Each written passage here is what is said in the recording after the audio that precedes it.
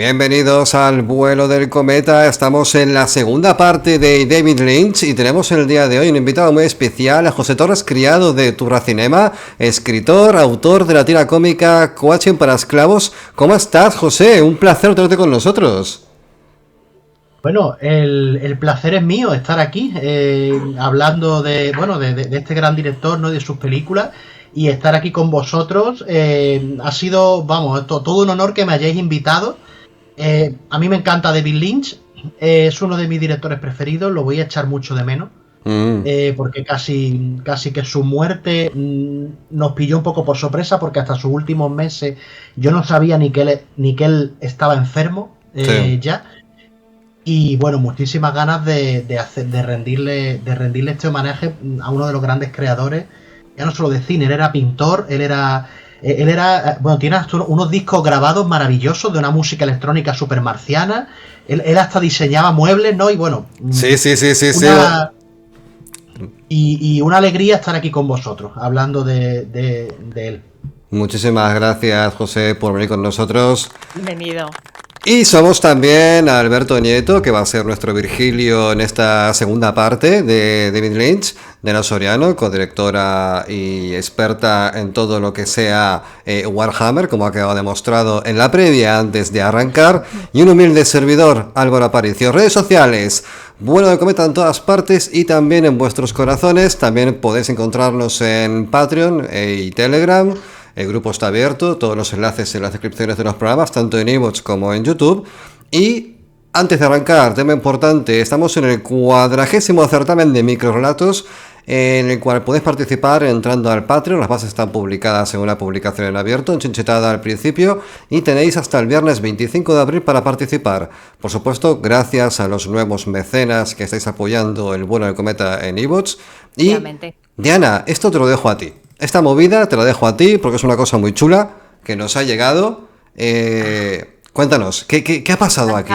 ¿Qué hemos recibido? Ha sido totalmente una sorpresa porque Alianza Runas se puso en contacto con nosotros y dijo: oye, vosotros que leéis y habláis, que pegáis la hebra y no hay quien os aguante, porque nos mandamos ¡chan, chan, chan! ¡Wow! ¿Qué es Los eso? Diablos, la nueva novela de Abercrombie, el jefazo del Grimdark, del que yo soy muy aficionada, porque total, pues de Warhammer a Abercrombie no hay ni un pasico. Argentina y Uruguay. Es casi lo mismo. Y no puedo decir porque soy uruguayo. A que luego Continúa. Ostras, las que me lía luego, ¿eh? ¡Guau! O sea, estáis presentes todos, ¿eh? Bueno, total, que lo tenemos por aquí, que en unos días podremos comentaros alguna cosita más y iremos haciendo cositas con él, porque con lo gordaco que es, de aquí se puede sacar mucha tela. Así que muchas gracias, Alianza Runas. Y ese libro está, atención, está enumerado, meto aplausos porque esto es celebrable. Está creo enumerado. Que veces, o sea, creo que yo no tengo nada en mi vida, en mi vida he tenido nada que esté enumerado. Efectivamente, el 76 de 125, ¿qué os parece? Maravilloso, me parece de las mejores cosas que ha pasado en el día de hoy. Está muy bien. Ese discurso de nunca he tenido nada enumerado es como la gente que dice: a mí nunca me ha tocado nada en ningún sorteo. Eres ese tipo de persona, ¿verdad? Efectivamente. Bueno, maravilloso. Una vez me tocó una camiseta. Perfectísimo, enhorabuena. Vamos a ver de chico. Vamos a meternos ya con el tema del programa de hoy. Hacemos un repasito muy rápido y picado sobre lo que hablamos en el anterior, para poner un poco en situación. Querido Alberto Nieto, Virgilio de este programa, por favor, procede. ¿Dónde nos quedamos? ¿De qué hablamos en la primera parte? Vale, bueno, José, la verdad es que ha dado un buen repaso a David Lynch. Ya hablamos que era un pintor, que se pasó al cine, que hacía música. Y hubo una cosa que se nos quedó en el tintero, y es que también ha llegado a hacer cómic o tira cómica. No me digas. The Angriest Dog in the World. Cuéntame más. Pues nada, aquí tenéis Bueno, en la escaleta os he puesto unas tiras cómicas y aquí aparece el texto de cómo él define lo que es. Si queréis leerlo. Vale. Dibujé un perrito. Sí, esto está muy chiquitito. Bueno, pero no, lo que hay debajo. Perdón, soy idiota, continúa. Sí. Pero escucha, Continúa. que somos el mismo tipo de idiotas, porque a mí también me ha pasado al principio. Ah, pero una cosa, antes de que te puedas a leer, bueno, como dije en la Sí. presentación... ¿Quieres definir al perrito? No, hace falta definirlo, pero José también hace tiras cómicas, entonces, si quieres, José, cuando Diana nos haga los honores de leer un poquito de qué va la movida esta, entra a comentar qué te parece. Adelante, Diana, por favor. Dice David Lynch: dibujé un perrito y parecía muy enfadadito. Y empecé a mirarlo y a pensar en él y a preguntarme por qué estaba tan enfadadito. Entonces dibujé una tira de 4 viñetas en la que el perro no se movía. En 3 viñetas era de día y en una de noche. Por tanto pasaba el tiempo, pero el perro nunca se movía. Me sorprendió descubrir que la causa del enfado era el entorno, lo que ocurría alrededor. El perro oye esos ruidos provenientes de la casa o algo ocurre al lado de la verja o reacciona a una condición meteorológica. Vamos, que está enfadado porque sí, porque está enfadado. Ya está. Durante 9 años Y se publicó 9 esto, años. ¿eh? 9 años. Y Haces 4 dibujos y estás 9 años cobrando lo que sea de ello. esto se Sí que es verdad que cada semana o no sé si era semanal o mensual, tenía que pensar que iba a pasar alrededor de la casa, pero yo he visto algunas que directamente no pasaba nada y el perro Y el seguía perro ahí seguía enfadado. Y lo dicho, hay un par de bocadillos y un poco de texto, pero nada, hizo 4 viñetas y alargó el chicle 9 años. maravilloso. Es que- Lo que demuestra que lo importante no es lo que hagas, sino quién eres cuando lo haces. Bueno, a ver, a lo mejor no estamos viendo algo. José, ¿tú qué opinas? A ver, yo creo que David Lynch siempre ha sido un marciano con un sentido del humor muy particular, ¿no? Entonces esto es totalmente suyo, o sea, esto tiene todo su sello, ¿no? Esto es como un arte de burla, ¿no?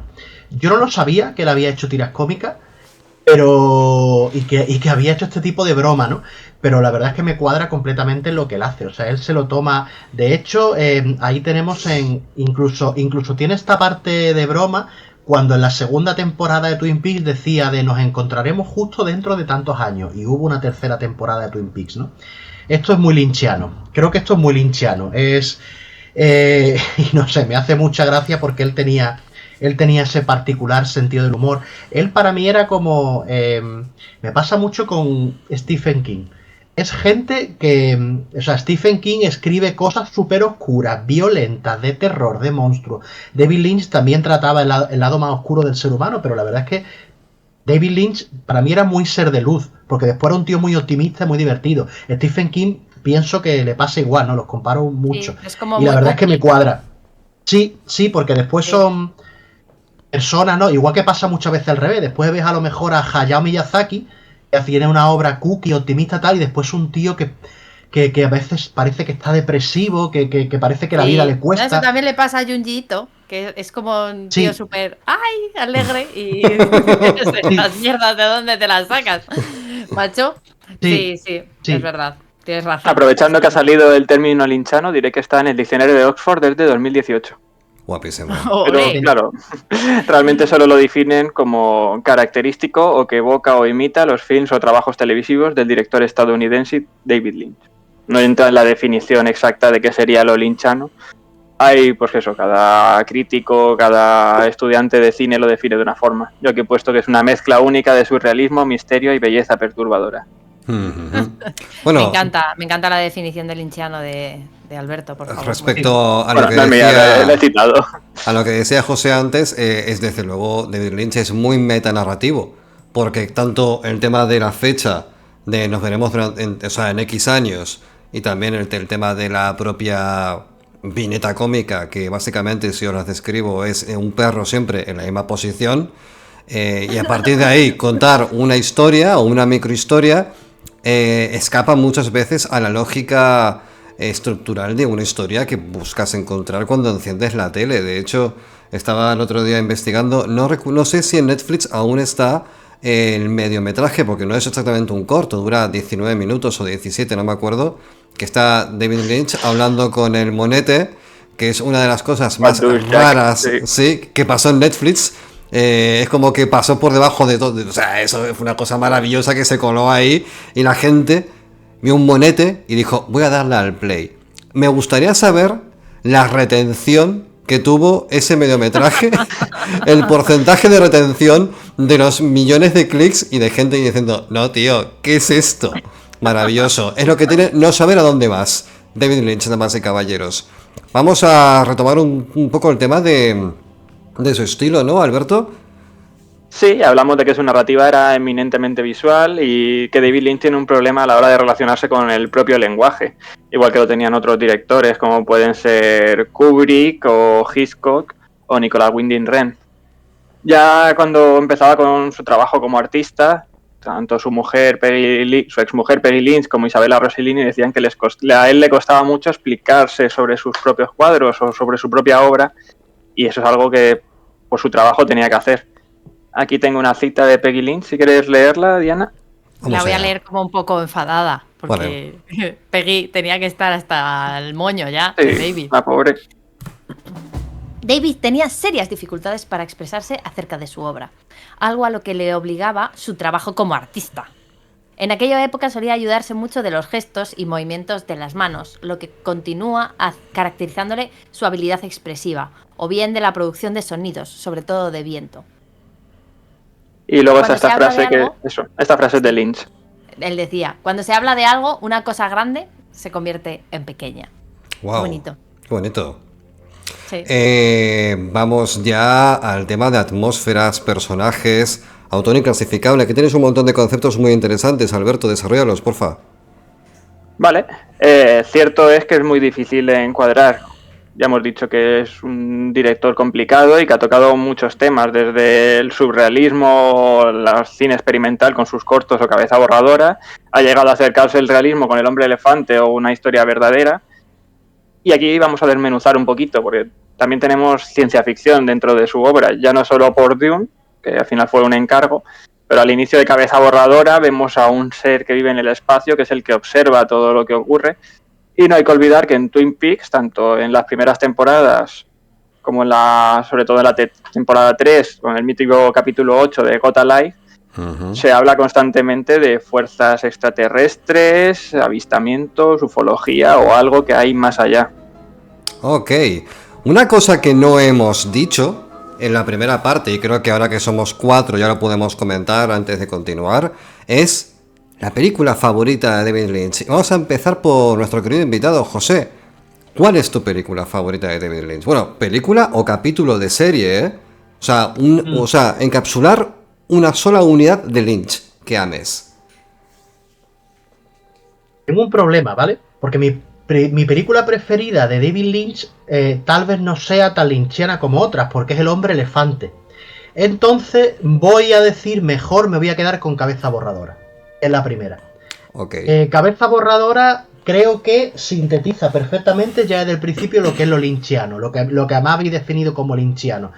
Cabeza borradora es, a mí me parece, es una auténtica metáfora visual oscura, bastante comprensible, tiene mucho que ver con la vida del propio Lynch, porque él tuvo una etapa mala cuando, bueno, él cuando tuvo un hijo, él tenía que hacer un trabajo que no le gustaba, no se podía dedicar al arte todas las horas que quería, ¿no? Y habla de la alienación del obrero en Estados Unidos, no en esa América profunda en la que él vivió siempre, ¿no? O casi siempre.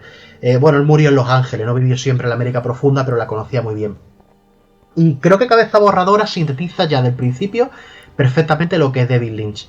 La metáfora visual abigarrada, el simbolismo, el surrealismo, todo mezclado ahí en una coctelera, y a mí es una película que me fascina. Creo que mi preferida sería El hombre elefante, pero es que precisamente El hombre elefante, al igual que Una historia verdadera, que es otra de mis preferidas, son las menos lynchianas, pero son igualmente maravillosas, creo yo. Ok, Alberto. La hija de David Lynch, Jennifer Chambers Lynch, dice que ella se ve reflejada en Cabeza borradora, en la criatura de Cabeza borradora, y decía que se consideraba la cita es el descendiente no querido que aparta al artista de su verdadera vocación. Tiene que ser bastante jodido como hija ver la obra esa de tu padre y decir, vale, yo soy ese cabeza de cordero desollada que al final de la película abren en canal. Pero escucha, yo creo que todos los hijos creo que deberíamos saber que hemos venido a joderles la vida a nuestros padres. Correcto. Prefiero, no es tampoco ninguna sorpresa saber que, en fin, es que es muy duro. tener hijos. Sí, Quiero decir, que tu padre lo ponga en visual solo es un pasito más. ok. Es que David Lynch, aquí comentaba él, si habéis visto el documental de David Lynch, hay dos, el último que salió, ahí él comentaba de lo mal que lo pasó en esta época, porque no se terminaba de concretar el proyecto de Cabeza Borradora, sus pinturas no vendían mucho, entonces claro, tenía ya una hija a su cargo y dice que un día volvió a casa y que estaban sentadas allí su pareja, su padre y uno de sus hermanos. Y que le dijeron, David, tenemos que hablar todo, y que le echaron un rapapolvo y le dijeron, si has tenido una hija, ya no te puedes dedicar al arte todo lo que tú quisieses. Entonces él lo pasó fatal. Y lo comenta en el documental. Y después tuvo suerte porque por suerte ya, valga la redundancia, el presupuesto y el proyecto de Cabeza Borradora salió adelante. Pero realmente él lo pasó una etapa mala y claro, todo eso está en Cabeza Borradora, verdaderamente. Wow. Me tardó 4 años en llevarla a cabo. 4 y básicamente años. todo lo que ganaba se lo gastaba en la película. Teniendo en cuenta que tenía una hija, me parece poco tiempo. Alberto, Intenta sacarte un FP. ¿Cuál es tu película o capítulo favorito de David Lynch? La verdad es que me cuesta. Siempre digo directamente Terciopelo Azul porque es la primera que vi y al final pues todas son un poco una versión de Terciopelo Azul. El propio Twin Peaks o Fuego Camina Conmigo son una prolongación de lo que es Terciopelo Azul. Ok. A mí todo ese mundo tan oscuro y tan idílico a la vez me voló la cabeza cuando lo vi y dije, quiero todo de este señor. Muy bien. Diana, ¿qué nos puedes decir tú? Yo sí conocí a Lynch y si le he amado ha sido por Twin Peaks. Así que como no me puedo quedar con un solo capítulo, me voy a quedar con Fuego Camina Conmigo, que es además un nombre súper evocador. Me refiero, es que de esa película me gusta todo. Y sobre todo Kyle MacLachlan, del que soy súper fan. Banda sonora, enseña Alberto para la gente de YouTube. Ahí está. Sí, esa peli es lo que dice Alberto, ¿no? Porque tiene ese punto de las drogas, de la noche, de los excesos, pero tiene esa parte onírica y sobrenatural de Bob, de ese ente conocido como Bob, que vive en los bosques, que es prácticamente un ser ancestral, que es ese ser perverso que la empuja, ¿no? Entonces, es que me encanta. El mundo que gira en torno a Twin Peaks y Fuego Camina Conmigo es mi favorito. Y además, te voy a decir una cosa que te va a encantar, Álvaro. Tiene un 6,9 en Film Affinity. Sobre la película. No, Fuego Camina Conmigo tiene un 6,9 sobre 12.900 votos. Exactamente, es que lo estaba mirando. Es que me lee la mente. Lo estaba mirando, y es que te conozco ya como si te hubiera parido. Es que lo estaba mirando ya mismo. No, estaba repasando la filmografía porque no quiero ser... no quiero ser la nota discordante. Siguiendo con Fuego Camina Conmigo, quiero decir que tuvo muy mala aceptación por la crítica. Es verdad. Y mi crítica negativa favorita es la de Tarantino, que la tengo aquí. A ver. David Lynch ha desaparecido tan profundamente en su propio culo que no tengo ningún deseo de ver otra película de David Lynch hasta que escuche algo diferente. Me parece muy bien. O sea, quiero decir, voy a decir una frase muy fea, y es, habló de putas latacones. ¿Sabes? Bueno, desmonetizados. ¿Sabes? Muy bien. ¿Sabes? Es que, no sé, ¿sabes? Por favor. Yo voy a decir mi favorita. Tuya, a ver, iba de coña iba a decir el spot publicitario de PlayStation 2 porque quería imaginarme a todos esos niños rata viendo de pronto que su consola favorita está siendo profanada por un loco hasta arriba de ácido. No, voy a decir una historia verdadera. Una historia verdadera me gustó muchísimo, pero es verdad que posee... ¿Qué puntuación tiene en Film Affinity? Tiene un 7,8. Maravillosa. Es una maravillosa. Una puntuación maravillosa. Es una película increíblemente bonita, bucólica, ese Estados Unidos medio redneck, profundo, crepuscular, con el abuelete recorriéndose todo el país en un tractorcillo. Es que lo quiero adoptar, lo quiero poner a mi lado y acariciarlo todo el día. Me representa un poco. Me representa un poco el abuelete, no sé por qué, lo que tú digas, Reina. El caso es que ahí está, es mi película favorita, es verdad que posiblemente no sea la que más evocas a la hora de hablar de Lynch, pero bueno, es que es mi favorita, no lo puedo evitar. Vamos a continuar, si os parece bien, damas y caballeros. Vamos a meternos con escenas de terror y hablamos también de un tema de Mulholland Drive. Alberto, desarrolla esto, por favor. Pues la verdad es que todavía no habíamos hablado de Mulholland Drive, creo, prácticamente. Y ha sido considerada la mejor, fue considerada por una serie de críticos la mejor película del siglo XXI en su momento. Y en principio va a ser una serie, porque ahora hablaremos de que David Lynch tiene una filmografía llena de éxitos y fracasos y cosas que nunca se verán. Pero aquí tenemos una escena de terror que he puesto un fragmento del guión. Si lo puedes leer, Diana, por fin. Sí. Por favor, vámonos. Bueno, es la segunda vez que lo tengo, pero las 2 veces era igual. Todo empieza con que estoy sentado aquí, pero no es de día ni de noche. Es medio de noche, pero es exactamente como ahora, excepto por la luz. Pero yo tengo un miedo que ni te lo imaginas. Y tú estás justo allí, junto a la caja. Estás en los 2 sueños y estás asustado. Yo estoy aún más asustado cuando veo lo asustado que estás tú, y entonces comprendo de qué se trata. Hay un hombre, en la parte de atrás. Él es el que da miedo.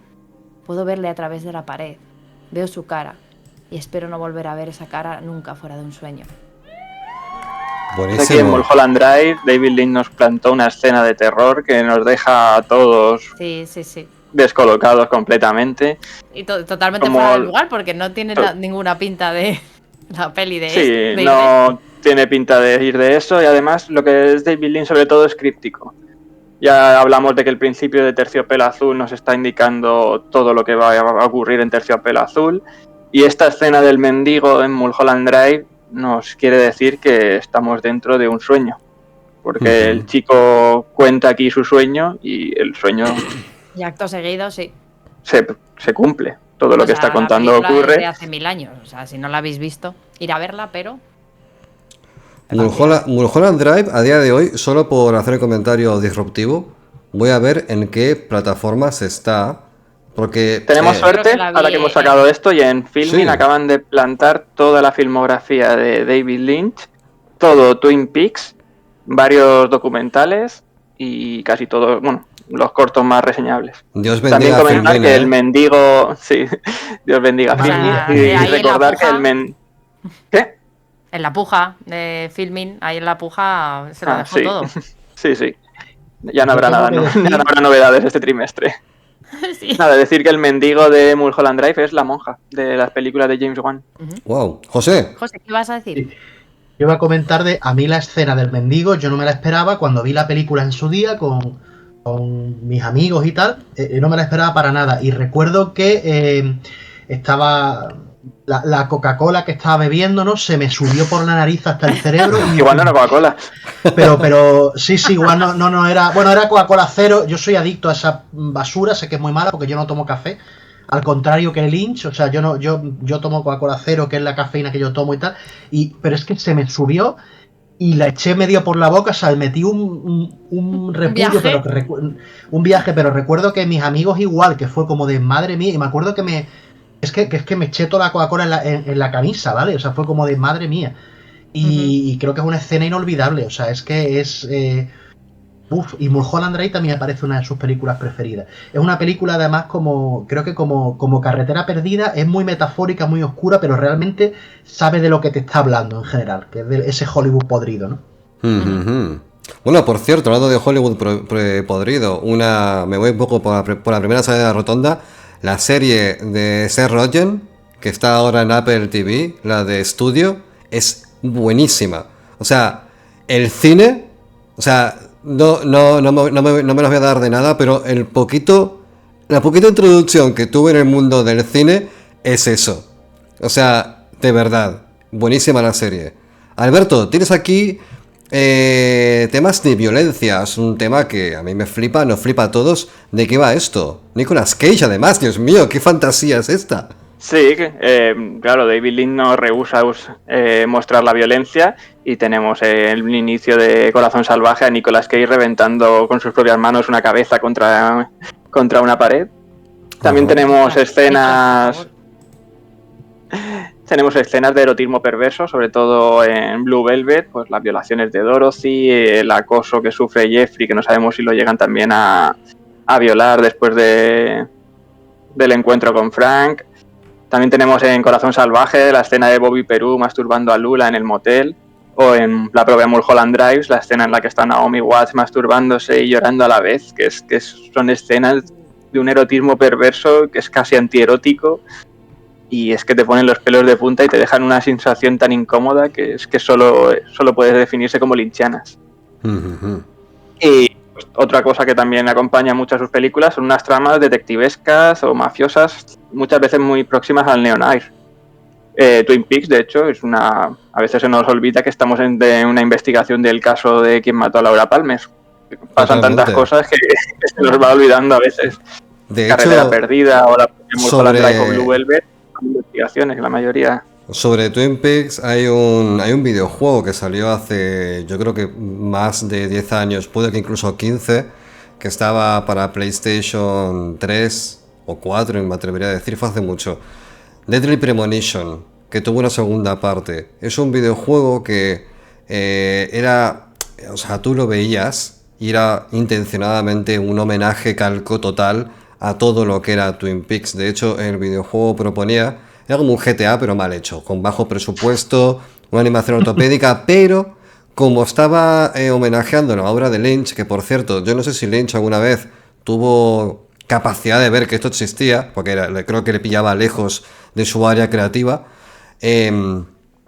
tuvo mucho predicamento por esta razón, de que era un videojuego que estaba basado en Twin Peaks, o que contaba la historia a su manera, tenía elementos mucho más abiertamente fantásticos, pero la ambientación era tal cual, era ese Estados Unidos de, no sé, las montañas rocosas, Alaska, no sé qué coño es ese sitio, que es maravilloso, con esos bosques profundos, esas montañas, esos ríos y esas cafeterías. Y esas cafeterías que dan ganas de parar y pedirse un café con una tarta de cereza. Es maravilloso. Deadly Premonition. Un donut. Me acuerdo, hay una escena en la comisaría que vienen con la típica caja llena de donuts y yo decía, yo quiero estar ahí, yo quiero comerme uno de esos donuts. Joder, yo no sé si serán todos igual, pero me da igual, quiero uno. Deadly Premonition, damas y caballeros, un juego que vale la pena conocer. ¿Qué puntuación tiene en Steam, lo sabes? Yo creo que es uno de estos videojuegos que tienen muy mala puntuación, pero es como un incomprendido. Porque en el mundo del videojuego, cuando no entras en consonancia con el mercado, eres un producto de autor. Y el producto de autor en el mundo del videojuego es igual que el cine. Polarizas. Entonces yo me atrevería a decir que tiene muy mala prensa, pero es un videojuego que desde luego marcó un antes y un después, por lo menos para los amantes de David Lynch en el sector de videojuego. Dicho esto, tema onírico. Alberto, que el mundo onírico desde luego es importante, porque Mulholland Drive, digamos que basa su estructura en lo onírico. ¿En qué otras obras podemos ver la importancia de lo onírico o realmente qué alcance tiene lo onírico dentro de la obra de Lynch? Pues prácticamente en todas. En la propia Cabeza Borradora, cuando empieza la película, tú ves la cabeza de Henry subir y bajar de plano y una esfera que representa el mundo que se contrapone con su cabeza y te deja claro que ese mundo que vamos a ver está dentro de la cabeza de Henry. En Carretera Perdida, todo lo que ocurre después de la electrocución del personaje, incluso David Lynch, es de las pocas películas que se ha molestado en explicar, es una fuga disociativa. Es todo este mundo que ocurre también dentro de su cabeza y hace que se transforme luego el pasado que ha tenido él. Twin Peaks, no voy a decir nada más, pero ahí está. Y bueno, pues... No vas a decir nada más porque le vamos a dedicar un programa especial aparte, sí, solo a Twin Peaks, porque sí. creo que es una obra tan relevante en el universo de Lynch, aunque no sé cómo la consideraba él, ya nos lo contaréis vosotros. que yo creo que podemos hablar de Twin Peaks hasta el fin de los otros días. Totalmente de acuerdo. Twin Peaks merece un programa aparte. Y ese primer capítulo de la tercera temporada a mí me voló la cabeza. Aparte de esas escenas estáticas del chaval sentado en el sofá mirando una jaula de cristal durante un tiempo que en el mundo del cine son eones. Bueno, el mundo del cine y el mundo de la televisión. Una jaula vacía. Y que de pronto en un fotograma se ve algo. Es como que este lenguaje, esta lentitud de decimonónica, de autor ruso, Crimen y Castigo, no me la esperaba aquí. Y sin embargo aquí la tienes. Es una cosa muy distinta. Juega... Es que yo creo que es ese tipo de cine en el que no te puedes perder ni un fotograma. O sea, no puedes estar a por Ya no es que no te lo puedas perder, es que te toca volver a verlo todo una vez has acabado. Claro. Bueno, que De por hecho, hay cierto... cosas que siempre se han quedado ahí en el tintero. Lo críptico. Porque todo lo críptico, todo esto, Laura Dern, o sea, no, Laura Dern no, perdona, Laura Palmer, que no me sale el nombre de la actriz, Cheryl Lee, Sheryl Lee. aparece cuando entran en el Club Silencio de Mulholland Drive. Wow. Y esto Anda. nos está diciendo algo. David Lynch, cuando grabó el corto que has dicho, el del mono, What Does Jack, Ujú. eran de los primeros contactos que tenía con Netflix y se estuvo hablando de una serie que se iba a llamar Wisteria y se hablaba, el problema de David Lynch a veces es que se habla demasiado de las películas y entonces no sabemos hasta qué punto creernos lo que se comenta, pero se hablaba de que podría ligar a Twin Peaks con Mulholland Drive. Wow. Evidentemente todo esto se ha quedado en rumores. Lo que ha quedado muy claro es que es un director crítico que ha definido un propio término lynchiano y pues su influencia es inabarcable. Yo, si queréis, tengo aquí unas cuantas, pero decidme qué películas se os ocurran que os recuerden a David Lynch. Ujú. Así hago de pronto. Películas... A ver, José, empieza tú. Yo, para empezar, pero es que incluso películas, incluso de gente, digamos, que todavía no es famosa, que no es conocida, vas a un festival de cortos o de videocreaciones, o sea, y es que hay un montón de gente que son clones de David Lynch. O sea, ves Cabeza Borradora, Mulholland Drive, Carretera Perdida, pero como decimos aquí, a punta pala. O sea, dices que es uno de los artistas más influyentes que ha habido. O sea, en la videocreación solamente, ir a cualquier sesión de videocreación Inland Empire total. Inland Empire. Y fijaos una cosa, lo que comentabais también del onírico, yo creo que es un sello tan básico suyo, quería comentar, que fijaos que está incluso en El Hombre Elefante y en Una Historia Verdadera. O sea, las más clásicas, las más cine clásico, entre comillas, y las menos lynchianas, que en realidad siguen siendo lynchianas, hasta ahí está lo onírico, ¿no? O sea, es que es como gente como Tarantino, el mismo que hemos hablado de antes, ¿no? O como gente como Tim Burton. Es que es gente que ha cambiado... Sí, es que gente que ha cambiado el cine tanto, es que llevan, no sé, desde los 90 o desde los 80 imitándolos, ¿no? Y David Lynch, bueno, es que su influencia es enorme. Es que es uno de los artistas americanos más importantes del siglo.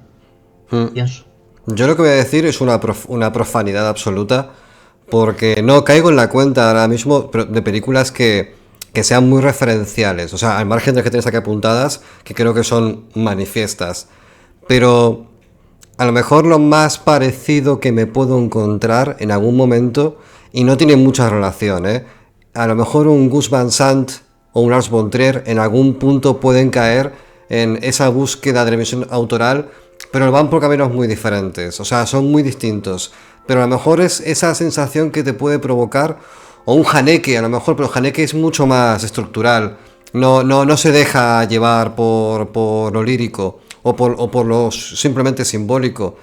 No, a lo mejor Gaspar Noé tendría un poco más ese rollo, pero no sé, es que me cuesta mucho encontrar un heredero directo, a lo mejor muy cercano a lo que hizo Lynch. Supongo porque todos los directores que he mencionado o son europeos o no sé de dónde son, pero desde luego no son estadounidenses. Creo que ninguno de ellos. Corregidme si me equivoco. No, ninguno de ellos que has dicho. A ver, bueno, no. Sí, la verdad es que los que has dicho están bien. O sea, Gaspar Noé, que es chileno, si no me equivoco, ha reconocido la influencia de Lynch. Lars von Trier también, igual no tanto en las formas, pero sí en todos sus conceptos. No olvidemos la serie de Lars von Trier, The Kingdom, que también exploraba dentro de una serie televisiva unas dimensiones que no eran habituales. La del hospital. Un infierno, un cielo, unos seres paranormales. También incluso el descenso de la casa de Jack. Esto también es muy Lynch, es como, pero ¿por qué me metes esto? De hecho, es como algo tan anticomercial que te parece de puro Lynch. Haneke igual menos. Bastante menos. También tiene ese estilo muy causado, muy personal. Pasa que Haneke lo pondría mucho más al lado de Bergman. He dicho Haneke porque me acordé de algo, pero verdaderamente no tiene nada que ver. Es mucho más... También es cierto que, claro, la mayoría de directores no intentan imitar ni clonar a Lynch, quitando igual pues gente que está empezando, porque es tan identificativo todo lo de todas las películas de Lynch que no puedes clonarlas. Entonces muchos directores que incluso hacen cine normal dicen que David Lynch es su inspiración. Claro. O bueno, si no su inspiración, es un referente, porque es de los directores más importantes. Yo aquí tenía pues la obra de Satoshi Kon, Paprika y Perfect Blue 100%, y Paranoia Agent pues 200%, Lo que esconde Silver Lake, el The Show de Alan Moore, Neon Demons y todo Nicholas Winding Refn, Insidious, porque no nos olvidemos que ese infierno, esas puertas rojas, esa música de Tiny Teen sesentera, esos vinilos que suenan y hay un ser que no sabemos de dónde ha venido, pero solamente quiere nuestro mal. No me jodas. Estamos en el puto mundo de Lynch. Dream Escenario, que sale hace poco. No lo habría dicho nunca, la verdad, pero ahora que lo dices, sí. Sí, es que hay veces que son cosas que no caemos. Jamás, también te digo, o sea, no. Pero es pues una, es una peli. Es como la logia negra, la logia roja. De toda la que habéis dicho, es la única peli que he visto, así que vale. Guapísimo. Perdón. Yo es que pienso que realmente, es que claro, creo que mucha gente se recibe la influencia de David Lynch, ¿no? Pero realmente, claro, es que mucha gente también lo copia, pero realmente David Lynch es incopiable, ¿no? Le pasa, por ejemplo, es que estaba recordando, por ejemplo, pero pasa en todos los artes, ¿no? Gente que imita, por ejemplo, que quiere escribir como Borges. O sea, es que no va a ser... Claro, es que no vas a escribir como Borges. Tenía que salir. Ha salido Borges, José. Muchas gracias. Me has invitado a mencionarlo yo. Gracias, José. Claro. Gracias. Pero, claro, mucha gente quiere escribir como Borges. Borges, es que te va a salir una copia, a no ser que tú desarrolles tu estilo a raíz de Borges. Pero pasa como, por ejemplo, como, yo qué sé, Jane Austen. O sea, mucha gente quiere escribir como Jane Austen, pero no vas a copiar a Jane Austen. O sea, te va a salir o la copia cutre o desarrollas tu estilo a partir de, bueno, cogiendo de cosas, porque todo artista coge de cosas, ¿no? Pero yo creo que David Lynch es que es muy difícil de imitar, y creo que lo que imita, pues es la copia, realmente. Gente, pues que a lo mejor está empezando, que coge su influencia, pero después ya desarrolla su propio camino artístico, ¿no? Claro. Es como decir a la vez... Es como decir a la vez, por ejemplo, que David Lynch viene, no sé, por ejemplo, de Bergman o de Buñuel. Pues bueno, hay paralelismos, pero David Lynch no imita a Bergman ni a Buñuel. Por ejemplo, se me ocurren así de golpe, ¿no? O sea, directores simbólicos, directores metafóricos, no... Y creo que pasa en todos los artes. Alberto, ¿qué vas a comentar? Sí, no, nada. En principio ya podemos seguir. Yo lo que digo es eso, bueno, que la huella de Lynch ha quedado clara en el cine de hoy en día. Y ya que hablamos de gente que imita o que quiere imitar o que es inspiración, si quisiéramos empezar a estudiar ese estilo, ese arte y esa posible no estructura que tiene Lynch para hacer sus películas, ¿cómo podríamos empezar a estudiarlo? Pues todos los libros que hay sobre David Lynch, es que hay tantísimos que es difícil saber dónde empezar. A mí me encanta mucho Espacio para Soñar, que es una biografía autorizada, por así decirlo. La escribió Kristen McKenna y es una periodista que hizo una biografía sobre Lynch y le dijo, ¿qué te parece esto? ¿Me das tu visto bueno? Y él dijo, sí, pero voy a hacer una serie de apuntes, entonces es lo más parecido a una autobiografía que tenemos de él. Qué guay. Aquí tengo una cita, si nos la quieres leer, Diana. Sí. Vivimos en un universo de opuestos, un lugar donde coexisten en una tregua precaria el bien y el mal, el espíritu y la materia, la fe y la razón, el amor inocente y la lujuria carnal. La obra de Lynch habita en el complejo terreno donde lo bello y lo maldito colisionan. La obra de Lynch es un lugar liminal. Es totalmente liminal. Y nada, pues tenemos Descartes du Cinema, en general cualquier libro de cine que cojas hablará de Lynch. Este me gusta también mucho, que es David Lynch, el zar de lo bizarro, que estaba como extras en una edición de Fuego Camina Conmigo. Ujú. Luego me gusta también mucho este libro que os enseñé, se llama Retazos de un sueño a propósito de David Lynch, de Amaya Ortiz, y recorre las 5 películas de David Lynch, Wow, plano a plano prácticamente. qué maravilla. Que se te ha caído. Sí, se me ha caído Un el androide, un androide. el portapáginas. Y aquí tengo un fragmento en el que habla de una escena. Si os parece bien leerla, estamos aquí ahora mismo Sí. en cabeza Sí, te veo. borradora. Hombre, Te veo, por te veo. supuesto. Nos vamos Muy bien, ya. nos ponemos en contexto. Henry y Sally han tenido un bebé deforme que es como un cordero desollado. Ni siquiera es un cordero, es una cabeza de cordero y una serie de vendas, no sabemos lo que ocultan hasta el final. Se mudan a vivir juntos y esto es lo que ocurre la primera noche. Vamos. La dama del radiador, cuando la situación parece tornarse insoportable, el radiador se ilumina, con un cambio de escala. La cámara se introduce entre sus barrotes y atraviesa unas puertas metálicas que se abren a su paso como por encanto. La cámara asciende hasta un escenario que gira al tiempo que suena un organillo de feria. El escenario se ilumina mediante un semicírculo de bombillas. El suelo es un damero de losas blancas y negras. Una mujer situada a la derecha comienza a bailar avanzando a pasitos cortos hacia el centro. Lleva los brazos recogidos sobre el pecho, con un gesto de felicidad algo estúpido. Si el niño mutante tiene cráneo de cordero, la dama del radiador es una mujer oveja con protuberantes carrillos redondos y lanoso pelo rubio. Como llovido del cielo, del techo, cae un pequeño embrión con un cuerpo tubular alargado, un cordón cuya cabeza podría ser la protuberancia en su extremo. Caen sobre el suelo más y más embriones, lo que parece colmar de felicidad a la mujer oveja. Finalmente, la dama del radiador los va aplastando contra el suelo, y los embriones estallan bajo sus zapatos blancos como en un juego. La música cesa para ofrecernos el sonido del cuerpo aplastado al expeler su jugo blanquecino. La mujer retrocede entonces hacia el fondo del escenario. Con un fundido negro termina la visión interior de que reproduce lo que ya se escribía en el prólogo. En este planeta oscuro, en el que nunca amanece, la generación es una suerte de juego creativo y destructivo. Madre mía. Hay Y muchísimas ahí tenemos una lecturas escenita. aquí, ¿eh? Todas Claro. las que quieras. Las Sí, que sí, yo quieras. creo que como hablamos en el capítulo, en capítulos anteriores, no, o sea, realmente no hay interpretación, o sea, no hay una verdad del autor, no hay qué quería decir el autor aquí. Es qué querías, o sea, qué quieres ver tú o qué has visto tú. Y bueno, no os quiero engañar, para mí esto es un poco una paja mal hecha. Pero bueno, desmonetizados por 2. Muy bien. Otra vez. Muy bien. Hoy estoy siendo yo, ¿eh? O sea, gracias Alberto Sí, yo estoy por siendo bueno. pasarme la varita. Alberto- Me han quitado el chiste. Alberto se ha portado bien. Bueno, antes de continuar, que hay una serie de referencias más aquí muy chulas que luego las comentamos, quiero haceros una pregunta. Empezaré por José, que es un clásico, ¿vale? Porque al final aquí hablamos con un respeto dulce a la obra de Lynch, porque lógicamente lo admiramos y es un maestro indiscutible, pero siempre hay un momento what the fuck. Hay un momento en el cual dices, Lynch, deja de hacerme el amor porque me está saliendo el líquido encefalorraquídeo y no sé de qué vas.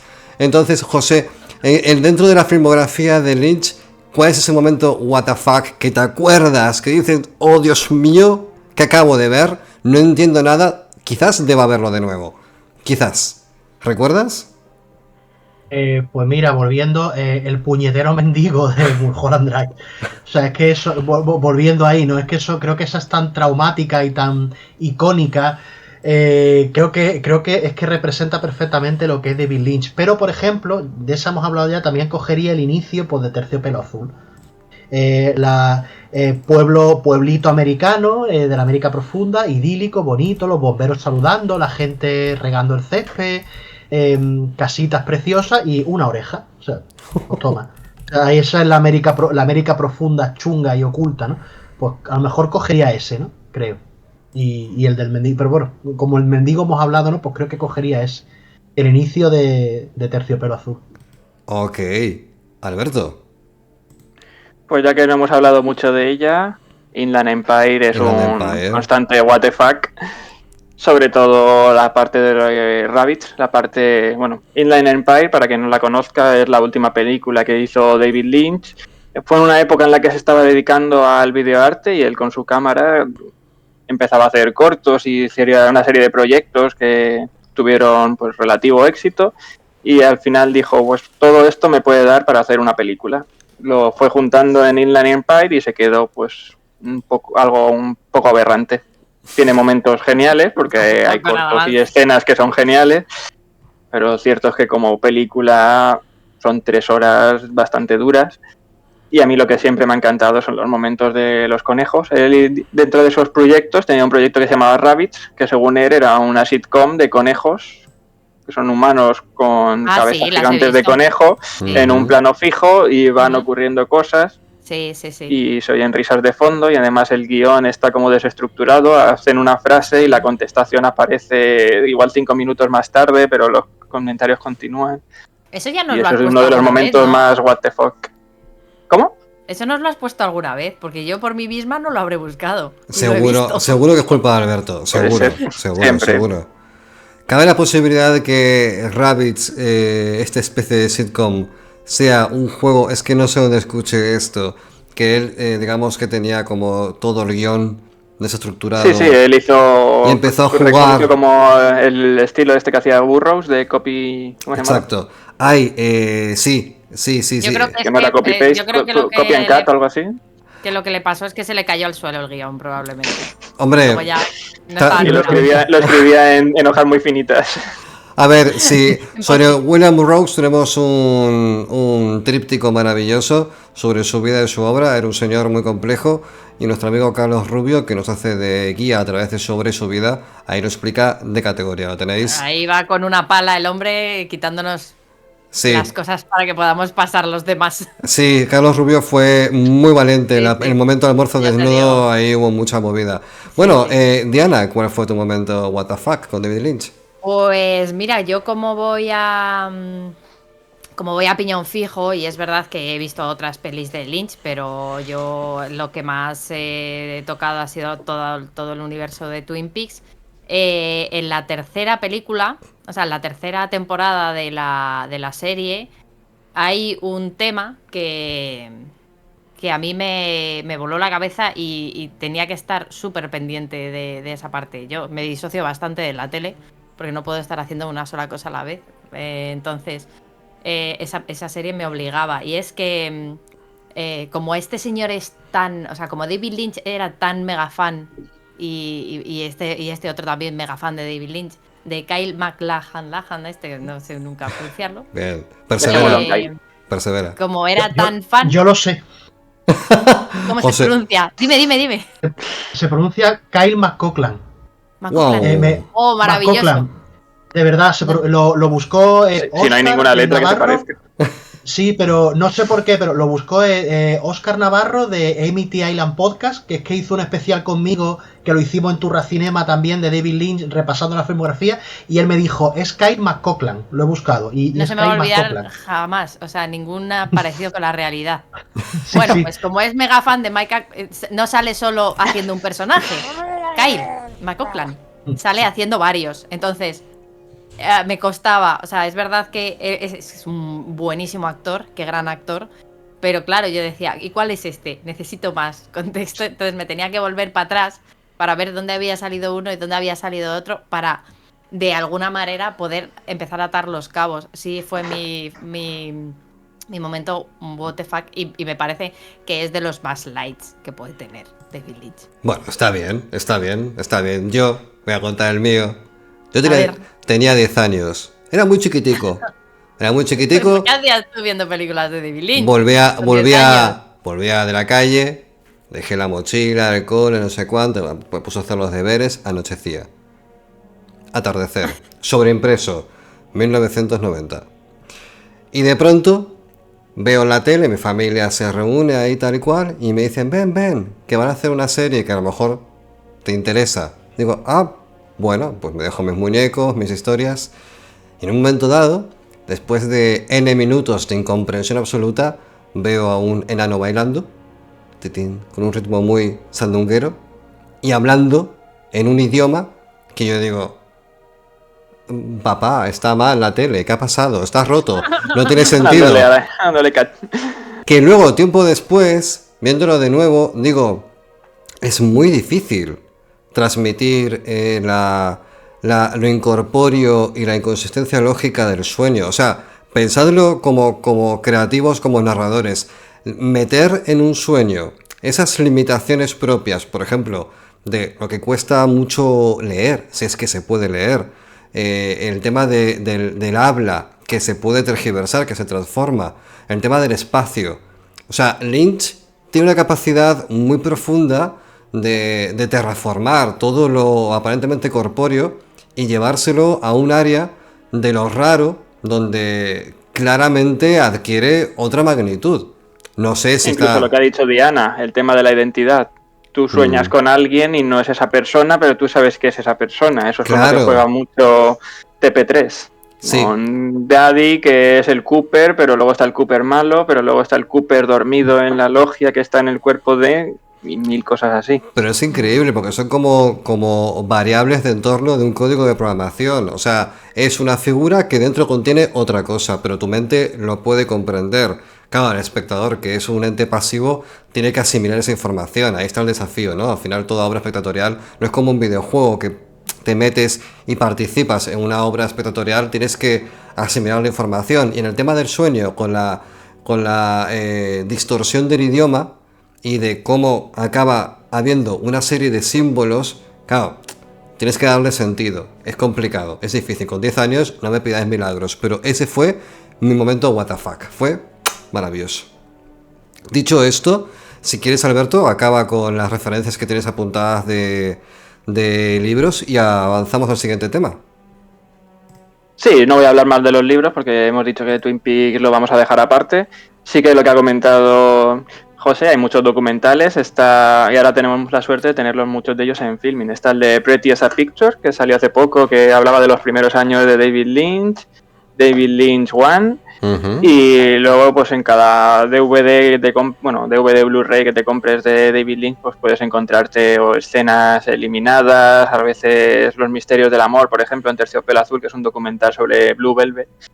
Y en el capítulo anterior hablamos de la relación entre el Mago de Oz y David Lynch, y dentro de los documentales que hay publicados ahora en filming está el Lynch Oz, que analiza lo que comentamos, la relación entre el Mago de Oz y la obra de David Lynch, que no es solamente en Corazón Salvaje. Sí que es verdad que desde mi punto de vista, ahora que he visto este documental, creo que se pasa un poco de paralelismos, porque llega a decir que hasta Paul Atreides como Dorothy, que viaja entre dos mundos, y que Dune tiene unos tonos sepia como el Kansas del Mago de Oz. Yo creo que aquí ya se están haciendo una paja mental importante. Si Paul Atreides viaja entre dos mundos es porque es que tiene una nave. Un piloto, porque tiene una nave, es una película de ciencia ficción. Y si la película tiene tonos sepias es porque están en el puto desierto. Pero ya, bueno, total. Ya. Habría que rellenar aquí el documental. Bueno, al final es como todo. O sea, si tú quieres que te quepa martillazos una teoría conceptual, que una obra está, buscas las referencias y las conviertes a tu gusto. Entonces al final todo discurso está supeditado a lo que te interese para efectivamente rellenar minutos de un documental. Vamos a pasar entonces, bueno, yo creo que sí, Diana, yo creo que es momento es el momento de saber quién era realmente David Lynch, porque hemos hablado mucho de su obra, de algunos problemas mentales que podía llegar a tener, derivados de ponerse hasta las patejas de todo lo que llegaba a su alcance, pero ¿quién era?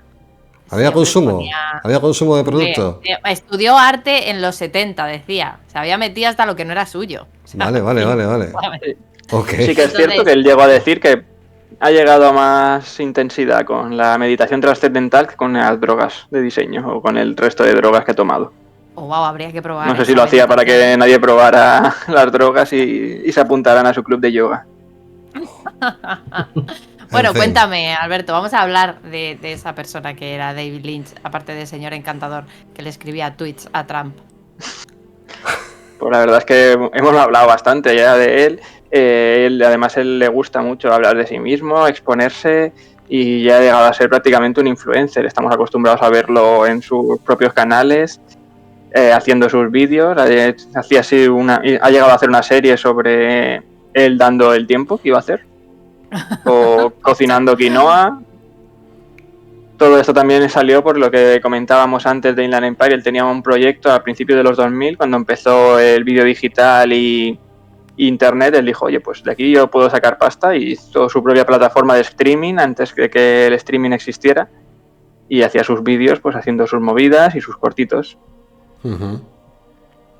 Bueno. Y yo quería pasar ya al tema de los fracasos. Eso quería preguntarte, sí, porque yo creo que está muy bien cuando somos muy fans de alguien y nos gusta todo lo que hace, y todo lo que hace nos parece una genialidad, pero no puedo dejar de pensar en que esta gente habría cosas que no se entenderían por ninguno de los lados, aunque por mucho nombre que llevaran, ¿no? Por mucho David Lynch, o sea, habría alguna viñeta del perrete enfadado que no se entendiera. Vale, pero antes de entrar ahí, ¿cuál consideras tú, José, que fue el mayor fracaso de Lynch? A nivel concepto cine, a nivel cine. Artísticamente es otro tema, pero a nivel cine. Yo creo que Dune. Pero es que eso venía maldito desde Jodorowsky. Jodorowsky intentó adaptarlo primero, pero iba a hacer lo que le dio la gana. Eso acabó en el cómic de Linkal, que es maravilloso, pero no tenía nada que ver con Dune. Y esa producción yo creo que estaba maldita. O sea, a David Lynch estuvieron los productores, los Laurentis, o sea, dándole collejas todo el rato. David Lynch reniega de Dune. Si no has leído los libros no te enteras de nada. O sea, es un espectáculo visual maravilloso, porque yo rescato muchas cosas. Por ejemplo, el combate contra Face Rauza, que aquí era Sting, que estaba muy bien. Rescato los escenarios, que son magníficos, pero Dune es que no tiene... Si no has leído el libro, no tiene ningún sentido. ¿Por qué? Porque eso está cortado a hachazos, ¿vale? O sea, es que se la destrozaron. O sea, yo creo que... Y además fue fracaso comercial. Él la consideraba fracaso artístico. Y creo que Fuego Camina Conmigo se metió un tortazo comercial. Pero creo que él no la considera como si considera Dune, que Dune es que para él fue una pesadilla y fue terrible. Además venía después de los elogios de Cabeza Borradora y del Hombre Elefante, y aquí fue cuando él cortó directamente con lo que era ciencia ficción, y después ya hizo Terciopelo Azul, porque tenía que quitarse de la mente todo el infierno que había sido Dune. Jolín. Vale, pues dicho esto, Alberto, adelante. Cuéntanos de la ruta de fracasos de Lynch. Vale, muchos ya los hemos comentado, pues cosas que nunca veremos, como Wisteria, Mulholland Drive, que al final ha sido un éxito como película. La idea era que fuera una serie, y uno de los motivos que se tiró para atrás decía que los protagonistas eran demasiado mayores para hacer una serie. También llevaba varias adaptaciones. De vida por aquel entonces, claro. Sí, los 2000 y cómo cambia la cosa. Hablamos también de que sí, siempre pensó en hacer una adaptación de La Metamorfosis. Gente Nocturna, una novela de Barry Guilford, también se la planteó. Las dos miniseries, On the Air y Hotel Room, que prácticamente yo no he conseguido verlas con subtítulos en castellano. La gente que sepa inglés igual ha conseguido verlas, pero vamos, también fueron dos fracasos comerciales. Y como tú has comentado lo de Fuego Camina Conmigo, que él no la consideró un fracaso, aquí tengo una cita, si la puedes leer, Diana. Vámonos. Para mí, ni en el aire, ni en Fuego Camina Conmigo fueron fracasos. Lo pasamos estupendamente haciéndolas. A mí lo que me gusta es hacer películas y mantener el control desde el principio hasta el final. Lo que ocurre es que a veces ese final es muy deprimente, porque te meten en algo que no puedes controlar.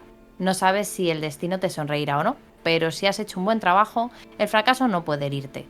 El éxito es muy peligroso, te engaña, te hace creer que eres alguien. Un fracaso, sin embargo, te da libertad, porque como ya estás hundido, lo único que puedes hacer es subir. Si piensas así, es que eres libre. En realidad, fracasar es hermoso. Es de verdad, yo... Es que es muy mono. Es que lo amo. Es que es muy mono. Amo a este señor. Bueno, sobre On the Air, ni sabía que existía, la verdad. No tengo ni idea ni de qué va, ni dónde se puede ver.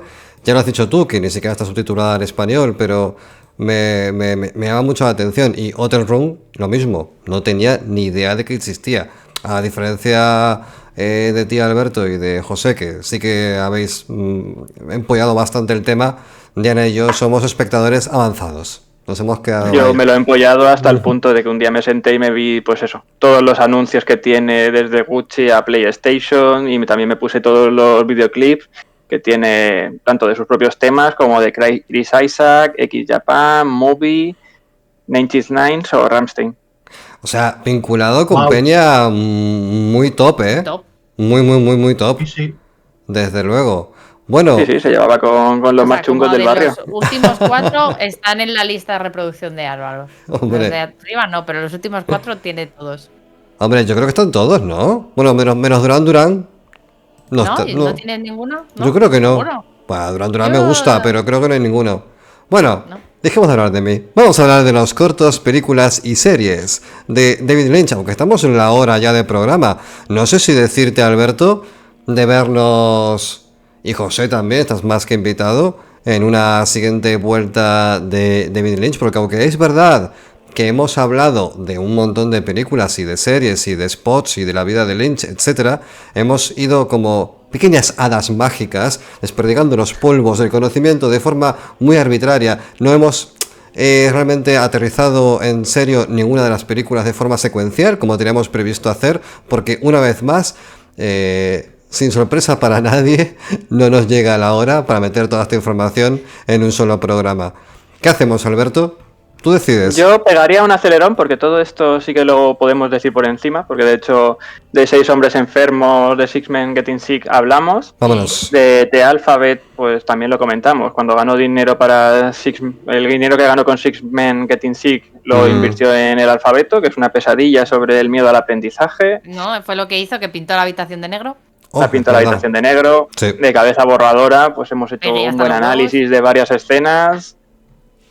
Y yo me metería con el hombre elefante, que tengo aquí un fragmento de uno de los textos que le inspiró, y si queréis cerramos aquí. Perfecto, parece pues bien. nos metemos con la lectura, le damos un poco de desarrollo, Alberto, y nos marchamos a comer pizza. Así que, Diana, Vale. adelante lectura, vámonos. Era un hombre tímido, confundido, bastante asustado y evidentemente desconfiado. Además, apenas se podía entender lo que decía. La enorme masa ósea que sobresalía de la boca oscurecía su pronunciación y hacía imposible la articulación de ciertas palabras. Regresó en un coche de caballos hasta el lugar del espectáculo y di por sentado que esa sería la última vez que lo vería.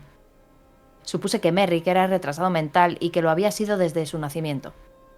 El hecho de que su rostro no pudiera mostrar ninguna expresión, que al hablar tan solo pudiera escupir las palabras y que su actitud era la de alguien cuya mente carece de cualquier emoción o preocupación, reforzó esta hipótesis. Sin duda, esta convicción también estaba reforzada por la esperanza de que su mente estuviera tan en blanco como la suponía. No podía imaginarme que fuera consciente de esa situación. Tenía a un hombre en la flor de la vida, tan vilmente deforme, que todo el mundo lo contemplaba con mirada de horror y asco. Lo llevaban por el país para exhibirlo como un monstruo y un objeto de repulsión. Era tratado como un leproso, encerrado como una bestia salvaje, y solo podía ver el mundo desde un agujero en un carromato del empresario. Además, estaba cojo, solo disponía de un brazo útil y apenas podía hacerse entender. Solo cuando supe que Merrick era una persona de gran inteligencia, que poseía una profunda sensibilidad y, lo peor de todo, una imaginación romántica, fui plenamente consciente de la sobrecogedora tragedia de su vida. Imaginé entonces que el episodio del hombre elefante había quedado cerrado, pero el destino hizo que volviera a encontrarlo, 2 años más tarde, en circunstancias mucho más dramáticas. Y aquí tenemos un fragmento del hombre elefante, crónica del doctor Frederick Treves, y es la película de 1980 basada en la historia real de Joseph Carey Merrick, que nació en Leicester en 1862. Ujú. Tenía varias enfermedades de la piel como neurofibrosis, y hay varios textos que sirvieron para esta película, que fue la que le ensalzó. Fue producida por Mel Brooks, uno de nuestros directores favoritos, ¿no? Supongo. Hombre, sin lugar a dudas. Y aparte el hijo El escribió padre, Guerra Mundial eso te iba Z. a decir. Es el padre de Max Brooks. Max Brooks. Sí, Sí. sí. Bueno, Mel Brooks no lo hacía, o sea, es verdad que como productor tiene un trabajo grande, pero no lo hacía dentro de un trabajo como este, por el motivo que sea, llámame loco. No se me hubiese ocurrido, pero míralo, aquí está. ¿Cómo fue la relación entre Spaceball, el jovencito Frankenstein? Sí, José. Sí, la relación fue muy bien. De hecho, Mel Brooks fue de los pocos que apostó por David Lynch de principio a fin y a día de hoy sigue orgulloso de apostar por él. De hecho, David Lynch dijo como que era muy novato y había John Hart, por ejemplo, que era un actor más veterano, no lo acababa de respetar, pero Mel Brooks siempre tuvo su apoyo y cuando David Lynch murió escribió también un tweet dando el pésame a la familia y sobre lo triste que era su fallecimiento. José, ¿qué vas a comentar? José, sí, en esta película Mel Brooks estuvo, digamos, de perfil bajo en todo lo que fue la promoción, las ruedas de prensa y tal, porque no quería que identificase la película con el cachondeo, con el jovencito Frankenstein, con sillas de montar calientes y todo esto. Entonces Mel Brooks estuvo un poco de perfil bajo, porque decías que me van a identificar con lo que yo hago como director, con una cosa que el hombre elefante es que no es ni de lejos, ¿no? Y fue curioso, fue bastante curioso. En algunas ruedas de prensa he leído que él ni siquiera estuvo, o sea, estuvo David Lynch y el productor, no, lo ha producido alguien, ¿no? Y que después ya, eso decían, ¿no? Y que después ya se fue ya, cuando la película, digamos, porque lo petó bastante, pues ya Mel Brooks ya fue hablando de ella con el tiempo y tal. Claro. Y en el tema del blanco y negro, Alberto, ¿esto por qué? ¿Por qué en blanco y negro esta película? Pues así consiguió la atmósfera pesadillesca que aunque continuaba con un presupuesto que era 250 veces mayor que el que hizo Cabeza Borradora. Él prefirió usar el blanco y negro para conseguir este clímax. También hace que la veamos un poquito más del siglo XIX y sobre todo la escena inicial en la que vemos esas Londres en blanco y negro y esos pasillos que esos pasillos no, esos pasadizos que vamos recorriendo con ese sonido del viento, nos va metiendo en una pesadilla que el blanco y negro yo creo que ayuda mucho a darle ese tono pesadillesco. Ok, entonces es una película de la cual Lynch se sintió orgulloso, como habéis comentado. Una película que forjó su carrera. Es verdad que ha dicho José que era jovencito. ¿Qué edad tendría? ¿Tendría 30 años a lo mejor? Lynch en este momento, un poquito más. Un poquito menos, igual. Poquito menos, madre mía. Ahora mismo me pillas, la verdad. Vale. No, es una pregunta de ir a pillar porque 1980, David Lynch creo que es del 50. Es del 46. Del 46. Del 46. Vale. Pues ya tenía un poco de autoridad. Bueno, no 34. No era tan pipiolo después de todo, pero bueno, imagino que en esta... estaba este actor, ¿cómo se llama? No me sale el nombre. Anthony Hopkins. John Hart. Anthony Hopkins también, que está ahí, que bueno, es un actor maravilloso, que imagino que tiene que ser una pasada trabajar con él. Pero bueno, lo dejamos aquí por esta segunda parte. Hay mucha más mandanga de la que hablaremos en futuras ediciones. Ahí está Diana escribiendo como si fuese aquí la amanuense del grupo. Hasta aquí se acabó. Tercera parte. Siguiente. Enchufa las luces de la discoteca, quita la música. Cada uno a su casa a comer pizza. Pongo la música de los Lunis a la cama. Mira, pues ya que hablas de la cama, ¿no os parece preciosa la escena en la que el hombre elefante decide morir acostándose? Sí. Maravillosa. Sí. Aparte es una película que vi de crío, que tendría yo, era muy chiquito, tendría 14 años, 15 años y me quedé embobado viendo esa película. Porque me despertaba mucha curiosidad la figura del hombre elefante, la forma en la que estaba dirigida la película y luego que es una película que, no quiero con esto sabotear todo lo que he dicho, pero es muy comprensible dentro de lo que es Lynch. Es una película claramente comprensible. Igual que quitaros las ganas de verla, pero se entiende todo.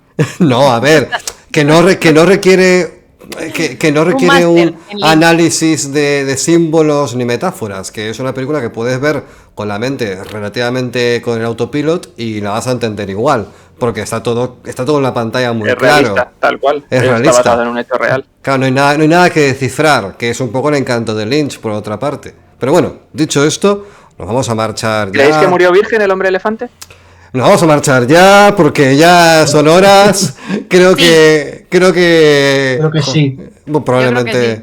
Bueno, no lo sé. A lo mejor daría para investigar un poco sobre la vida de este señor. Es que en la película sí que se ve como que entran prostitutas a su habitación, en parte a reírse de él, pero ¿qué pasaría? Pues que hay gente muy rara, hay gente para todo. Hay gente El para hombre elefante todo. tampoco estaba para poner pegas. Sí. Claro. Tened Hay en gente que no cuenta está que para él- poner pegas, efectivamente. Sí, pero tened en cuenta que eso además se ve en la película, que él se hizo famoso y que de repente toda Londres estaba frita por visitarlo, tomar el té con él, el ser humano a veces, las modas, si estamos, vamos, vivimos en la cultura Instagram y en la cultura TikTok, vamos a ver, o sea, en aquella época llegó un momento que estaba de moda visitar al hombre elefante, o sea, a lo mejor alguna gente pues se lo hizo con él porque ¿Quién sabe? pues yo Porque Estoy rellena de semen de hombre elefante. ¡Wow! Sí, podría ser, podría ser. El ser humano es como ese. Me ha caído en Pero un podría ojo, ser. Alberto, me ha caído en un Bueno, Es que de esto ya José, comenté no que os una escuches, de- no os escuches. ojo. Bueno, quiero que sepáis que bueno, en este momento que la retentiva es 0, pues no pasa nada, podemos decir lo que queramos, porque estamos aquí 4 y el gato, o sea que sin problema. Pues yo voy a confesar que yo antes de... Bueno, hay gente que sabrá que yo escribo cosas. Wow. Sí. Antes escribía en verso en lugar de en prosa. No voy a decir que escribía poesía porque no corresponde. Ujú. Y uno de mis primeros poemas se llama Mamadas Merrick. Vale, déjalo ahí. No, déjalo votando. En el siguiente programa, si quieres, te dejamos solo y lo lees. Vale, pero déjalo ahí, de momento. Lo dejamos solo. Déjalo para la imaginación. Vale, nada, ha sido una maravilla de programa. Iba a decir una cosa, pero no me acuerdo qué. Bueno, sí, respecto a lo que decía José, de la frivolidad de la gente de aquel entonces, que al final decidió irse a tomarse el café con el pobre señor este. Sin ir más lejos, el manicomio de Bethlehem, que es un manicomio famoso de Inglaterra, lo fue. Había la posibilidad, porque en un momento de mi vida, como vuelve catábasis, me documento para cosas y hubo una posible catábasis que iba a ir sobre la locura, que al final la desestimé porque me faltaba material. Pero leyendo vi que... No hay nada sobre la locura escrito. Pero quería un hilo conductor, es que me faltaba algo ahí. El caso es que la gente pagaba por ir a Bethlehem y que le hicieran un tour por los pabellones simplemente para ver gente desquiciada. Yo flipaba, pero eso sucedía. Entonces que a Merrick tal, pues ninguna sorpresa por otro lado, gente siendo gente. Así que, José, muchas gracias por venir a Vuelo del Cometa, un placer, ojalá sean más veces. Aquí eres más que bienvenido, esta es tu casa. Muchas gracias. Muchas gracias a vosotras, el placer es mío y me lo he pasado muy bien y bueno, aquí si queréis que vuelva, volveré. Por Y supuestísimo. bueno, hablando de este gran artista multidisciplinar que lo vamos a echar tanto de menos. ¿Alguna promo que quieras hacer? Aprovechar ahora para decir a la gente que vas a estar en algún sitio firmando lo que sea. Estoy como José Torres Criado en Blue Sky, en Twitter y en Instagram. Y bueno, estoy en el canal Turra Cinema. Hablamos también de cine. Tenemos ahí también, por cierto, es que claro, como falleció hace poco, tenemos un especial de David Lynch. Uh-huh. Este miércoles hacemos Willow. Y bueno, si queréis, pues estamos por ahí por Turra Cinema dando la turra. Maravilloso. Alberto, mi querido Virgilio. Claro, la historia. ¿Quieres que contemos? Aquí puedo leer. Que aprovechemos este momento de soledad virtual, que no hay nadie escuchando del otro lado, que quedan solamente los acérrimos, que nos van a disculpar todo lo que digamos. ¿Cómo te conocí? Vale, porque este es un momento perfecto para decir que tengo un taller literario. Alberto Nieto un día apareció, no recuerdo si con un correo o simplemente entró al Patreon y se hizo un mecenas, dijo, quiero un taller literario, enséñame a escribir. Y yo dije, vale, pues hagamos una clase, te conozco tal y cual. Claro, yo no conocía a Alberto, lógicamente. Entonces lo que me hizo leer, por un momento tuve deseos de poner @policía en Twitter y decir, sacadme de aquí. Porque no sé si es una broma. No lo hizo. No lo hice porque en el fondo soy cobarde. Es un tan retorcido como él. Soy un cobarde porque soy como él. Soy como él, pero disimulo. Tengo el traje de persona normativa, pero soy como él. Así que así fueron los en la historia de Pero Orígenes. te voy a decir una cosa, ¿eh? No ha subido de ninguno. Sí, aquí esto es como en mi pueblo, que la que no es puta ladra. ¿sabes? Desmonetizados por 3. Perfectísimo, muchas gracias, Diana. Si el algoritmo de YouTube no pilló las primeras 2, estás seguro que lo pilla. Diana. Es que, escucha, con que venga Alberto Nieto ya estamos desmonetizados. Ni miran el contenido. También es verdad, también es verdad. Pues nada, bueno. La verdad es que también es verdad. Bueno, en fin. Diana, un placer a todos. Os quiero, os amo. Nos vamos. Álvaro, meto aplausos. Así me vuelvo loco. Meto un Murloc también, ¿por qué no? ¿Dónde tengo el Murloc? He hablado yo hoy mucho. El Murloc no, te metí un Murloc antes con el nombre del actor. Es que claro, José no escucha los sonidos, pero en postpro nos vais a escuchar todos. Así que nada, chiquets, un besito. Nos vamos. Adiós. Chao, chao. Adiós.